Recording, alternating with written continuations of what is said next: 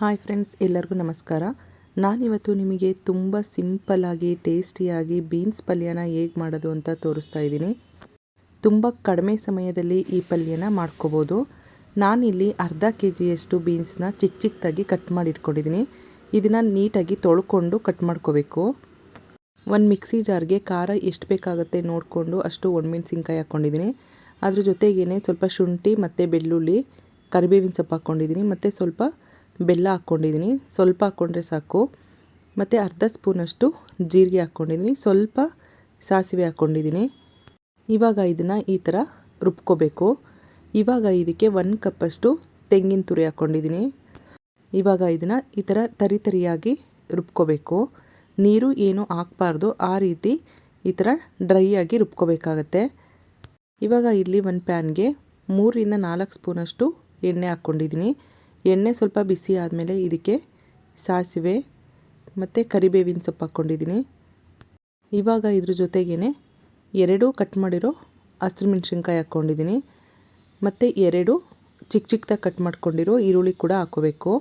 ಹಸಿಮೆಣ್ಸಿನ್ಕಾಯಿ ನಿಮಗೆ ಇನ್ನೂ ಬೇಕಾದರೆ ಹಾಕ್ಕೋಬೋದು. ನಾನು ಮಸಾಲೆಗೆ ಒಣಮೆಣ್ಸಿನ್ಕಾಯಿ ರುಬ್ಬಿರೋದ್ರಿಂದ ಸ್ವಲ್ಪ ಹಾಕ್ಕೊಂಡಿದ್ದೀನಿ. ನಿಮಗೆ ಇನ್ನೂ ಸ್ವಲ್ಪ ಖಾರ ಬೇಕು ಅಂದರೆ ಹಾಕ್ಕೋಬೋದು. ಇವಾಗ ಇದನ್ನು ಈರುಳ್ಳಿ ಸಾಫ್ಟ್ ಆಗೋವರೆಗೂ ಬೇಯಿಸ್ಕೋಬೇಕು. ಇದು ರೊಟ್ಟಿ ಜೊತೆಗೆ ಮತ್ತು ಚಪಾತಿ ಜೊತೆಗೆ, ಊಟದ ಜೊತೆಗೆ ಸೈಡ್ ಡಿಶ್ ಆಗೋ ಕೂಡ ತುಂಬ ಚೆನ್ನಾಗಿರುತ್ತೆ. ಇವಾಗ ಈರುಳ್ಳಿ ಬೆಂದ ಮೇಲೆ ಇದಕ್ಕೆ ಕಟ್ ಮಾಡಿರೋ ಬೀನ್ಸ್ ಹಾಕ್ಕೊಂಡು, ಉಪ್ಪು ರುಚಿಗೆ ಎಷ್ಟು ಬೇಕು ನೋಡಿಕೊಂಡು ಅಷ್ಟು ಉಪ್ಪು ಹಾಕ್ಕೊಂಡು ಇದನ್ನು ನೀಟಾಗಿ ಮಿಕ್ಸ್ ಮಾಡ್ಕೋಬೇಕು. 2 ನಿಮಿಷಗಳ ಕಾಲ ಇದೇ ಥರ ಓಪನಾಗಿ ಇಟ್ಕೊಂಡು ಬೇಯಿಸ್ಕೋಬೇಕು. ಇದನ್ನು ಇವಾಗ ಈ ಥರ ಮಿಕ್ಸ್ ಮಾಡಬೇಕಾದ್ರೆ ಮೀಡಿಯಮ್ ಉರಿಯಲ್ಲಿ ಇಟ್ಕೊಂಡು ಈ ಥರ ಮಿಕ್ಸ್ ಮಾಡ್ಕೊಳ್ಳಿ. ಒಂದು 2 ನಿಮಿಷ ಬೆಂದರೆ ಸಾಕು. ನೋಡಿ, ಇವಾಗ ಇಷ್ಟು ಬೆಂದ ಮೇಲೆ ಇದಕ್ಕೆ ಸ್ವಲ್ಪ ನೀರು ಹಾಕ್ಕೋಬೇಕು. ಜಾಸ್ತಿ ಎಲ್ಲ ನೀರು ಹಾಕ್ಕೋಬಾರ್ದು, ಬೀನ್ಸು ಬೇಗ ಬೇಯುತ್ತೆ. ಅದಕ್ಕೋಸ್ಕರ ಸ್ವಲ್ಪ ನೀರು ಹಾಕ್ಕೊಂಡ್ರೆ ಸಾಕು. ನೀರು ಹಾಕ್ಕೊಂಡಾದ್ಮೇಲೆ ಸ್ವಲ್ಪ ಒಂದ್ಸಲ ನೀಟಾಗಿ ಈ ಥರ ಮಿಕ್ಸ್ ಮಾಡ್ಕೋಬೇಕು. ಇವಾಗ ಇದನ್ನು ಕ್ಲೋಸ್ ಮಾಡಿ 10 ನಿಮಿಷಗಳ ಕಾಲ ಲೋ ಫ್ಲೇಮಲ್ಲಿ ಇಟ್ಕೊಂಡು ಬೇಯಿಸ್ಕೋಬೇಕು. 10 ನಿಮಿಷ ಬೆಂದರೆ ಸಾಕು. ನೋಡಿ, ಇವಾಗ ಚೆನ್ನಾಗಿ ಬೆಂದಿದೆ ಬೀನ್ಸು.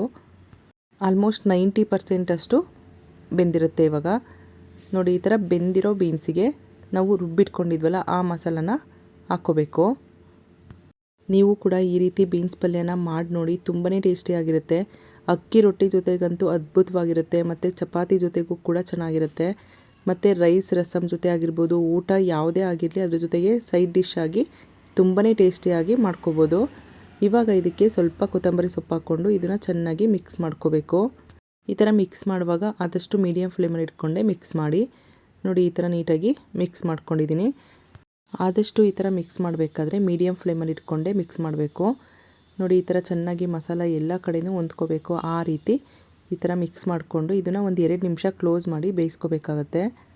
ಇವಾಗ ಬೀನ್ಸು ಕೂಡ ಆಲ್ರೆಡಿ 90% ಬೆಂದಿದೆ. ಇನ್ನೊಂದು ಸ್ವಲ್ಪ ಬೇಯಿಸ್ಬೇಕಲ್ವ, ಅದಕ್ಕೆ ಒಂದು 2 ನಿಮಿಷ ಈ ಥರ ಕ್ಲೋಸ್ ಮಾಡಿ ಲೋ ಫ್ಲೇಮಲ್ಲಿ ಇಟ್ಕೊಂಡು ಬೇಯಿಸಿದರೆ ಸಾಕು. ನೋಡಿ, ಇವಾಗ ಆಗಿದೆ. ಈ ಥರ ಒಂದ್ಸಲ ನೀಟಾಗಿ ಮತ್ತೆ ಮಿಕ್ಸ್ ಮಾಡ್ಕೋಬೇಕಾಗತ್ತೆ. ಇದನ್ನು ನೀವು ಒಂದ್ಸಲ ಟ್ರೈ ಮಾಡಿ ನೋಡಿ. ಒಂದೇ ಥರ ಬೀನ್ಸ್ ಪಲ್ಯ ಮಾಡ್ಕೊಳ್ಳೋದಕ್ಕಿಂತ ಈ ಥರ ಡಿಫ್ರೆಂಟಾಗಿ ತುಂಬಾ ಟೇಸ್ಟಿಯಾಗಿ ಮಾಡ್ಕೋಬೋದು.